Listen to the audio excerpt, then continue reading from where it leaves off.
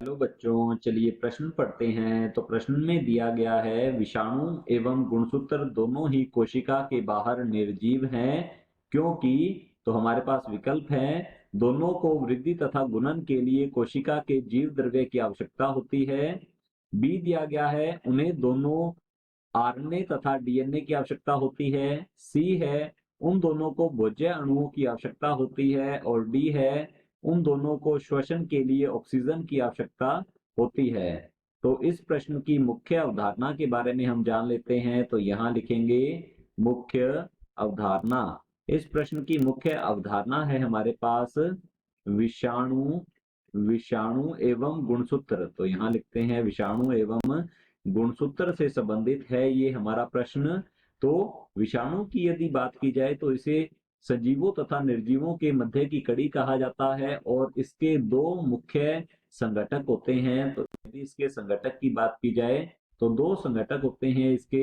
एक तो होता है इस पर प्रोटीन का आवरण। तो लिखेंगे प्रोटीन आवरण पाया जाता है इसमें। और दूसरा होता है इसका आनुवंशिक पदार्थ जो कि डीएनए या फिर आरएनए, दोनों में से कोई एक हो सकता है। और यदि बात की जाए गुणसूत्र की तो गुणसूत्र जो है यदि इसके संघटकों की बात की जाए, इसका संगठन देखा जाए तो लिखते हैं संघटक इसके। और संघटक इसके होते हैं इसमें ज्यादातर तो पाया जाता है डीएनए, लगभग 90 से 92% जो है ये डीएनए होता है। इसके अलावा हिस्टोन, नॉन हिस्टोन प्रोटीन पाई जाती है जो कि इस डीएनए की पैकेजिंग में सहायता करती है। इसके अलावा इसमें कुछ आरएनए तथा अन्य तत्व भी पाए जाते हैं। तो मुख्य रूप से इसमें डीएनए तथा प्रोटीन पाई जाती है। अब हमारा जो प्रश्न है विषाणु एवं गुणसूत्र दोनों ही कोशिका के बाहर निर्जीव हैं क्योंकि। तो यदि हम बात करें विषाणु और गुणसूत्र की तो यहाँ लिखते हैं विषाणु एवं विषाणु एवं गुणसूत्र।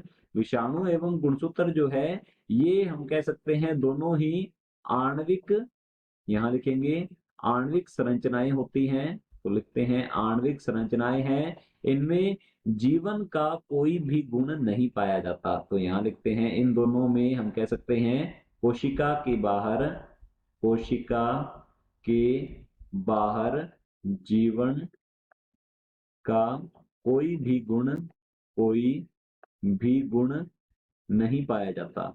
गुण नहीं पाया जाता, कोई भी गुण नहीं पाया जाता है। इन्हें हम कह सकते हैं अपनी वृद्धि तथा गुणन के लिए, अर्थात विषाणु और गुणसूत्र दोनों को ही अपनी वृद्धि और गुणन के लिए जीव द्रव्य की आवश्यकता होती है। तो यहाँ लिख सकते हैं वृद्धि तथा गुणन के लिए, वृद्धि तथा गुणन के लिए कोशिका के जीव द्रव्य, कोशिका के जीव द्रव्य की आवश्यकता होती है। कोशिका के जीव द्रव्य की आवश्यकता आवश्यकता होती है क्योंकि जीवन का जो मुख्य गुण है उपापचय, वह कोशिका के जीव द्रव्य में ही पाया जाता है। ये न तो विषाणु में पाया जाता है और न गुणसूत्र की विशेषता है। इन्हें अपने वृद्धि एवं गुणन के लिए कोशिका के जीव द्रव्य की आवश्यकता होती है, उपापचय की आवश्यकता होती है। तो ये कोशिका के हम कह सकते हैं कि जीवित तंत्र का उपयोग करते हुए विषाणु और गुणसूत्र जो हैं ये अपनी वृद्धि तथा गुणन कर पाते हैं। तो हमारा जो प्रश्न है विषाणु एवं गुणसूत्र दोनों ही कोशिका के बाहर निर्जीव हैं क्योंकि। तो हमारा विकल्प है पहला, दोनों को वृद्धि तथा गुणन के लिए कोशिका के जीव द्रव्य की आवश्यकता होती है। तो हमारा पहला विकल्प बिल्कुल सही उत्तर है। बी दिया गया है उन्हें दोनों आरएनए तथा डीएनए की आवश्यकता होती है। तो हमारा ये विकल्प जो है गलत होता है, उन्हें एक जीवित तंत्र की आवश्यकता होती है। सी दिया गया है उन दोनों को भोज्य अणुओं की आवश्यकता होती है। तो हमारा सी विकल्प जो है ये भी गलत होता है। और डी दिया गया है उन दोनों को श्वसन के लिए ऑक्सीजन की आवश्यकता होती है। तो हमारा डी विकल्प जो है ये भी गलत है क्योंकि श्वसन करना इनका मुख्य गुण नहीं है। तो हमारा विकल्प ए बिल्कुल सही उत्तर है। आशा करता हूं आपको समझ में आया होगा। धन्यवाद।